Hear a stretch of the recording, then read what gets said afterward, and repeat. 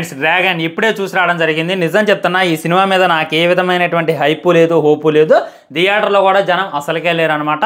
Just 10 టికెట్లు మాత్రమే మా దగ్గర థియేటర్లో అయితే బుక్ అయినాయి. కానీ సినిమా చూస్తున్నప్పుడు నిజంగా భయ్య సూపర్గా అనిపించింది అనమాట. ఈ సినిమాకి వెళ్ళడానికి మెయిన్ రీజన్ ఏది ఉంది అంటే హీరో అనమాట. దాదాపు 2 సంవత్సరాల క్రితం లవ్ టుడే అనేటటువంటి సినిమాతో వచ్చిండు. 0 ఎక్స్పెక్టేషన్స్తో వచ్చి డే 1 నేను అప్పుడు ఆ సినిమా కూడా వెళ్ళాను అనమాట. కానీ డే 1 చూసుకున్నట్లయితే ఎవడూ లేడు. 3వ రోజు నా ఫ్రెండ్స్తో వెళ్దాం, ఫ్యామిలీతో వెళ్దాం అంటే టికెట్లు కూడా దొరకలా.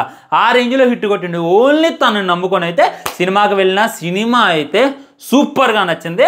సినిమా స్టోరీ లైన్ చాలా సింపుల్ అనమాట.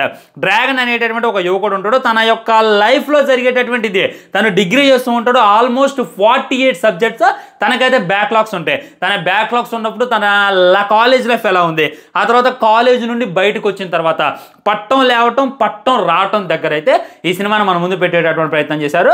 లవ్ స్టోరీ అయితే సూపర్గా అనిపిస్తుంది అనమాట. మీకు తను చేసేటటువంటి పని అయినా అండ్ అక్కడక్కడ పుట్టేటటువంటి కామెడీ అంతా కూడా నాకైతే నెక్స్ట్ లెవెల్ అనిపించింది.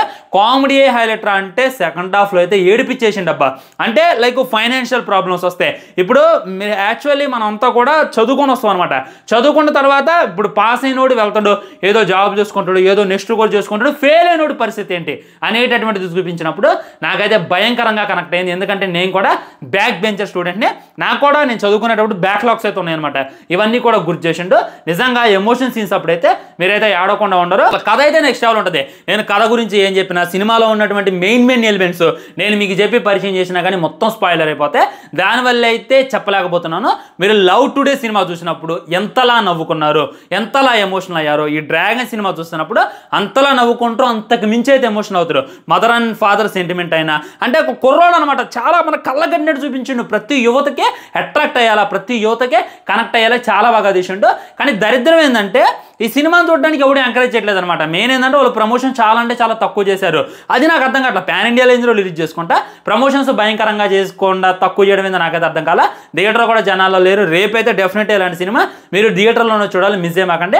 వెళ్ళండి, చూడండి. మీ హానెస్ట్ రివ్యూ ఏంటి అనేటటువంటిది డెఫినెట్గా కింద కామెంట్ చేయండి. నాకైతే ఒక షో సరిపోలా. రేపు ఇంకో షో వేసిన తర్వాత డైరెక్ట్ డెప్త్ రివ్యూ మాట్లాడుకునేటటువంటి ప్రయత్నం చేద్దాం. ఉంటా మరి. బాయ్. ఛానల్ని సబ్స్క్రైబ్ చేయండి, వీడియో లైక్ చేయండి, వీడియో షేర్ చేయండి. ఇవన్నీ మాత్రం జై హింద్.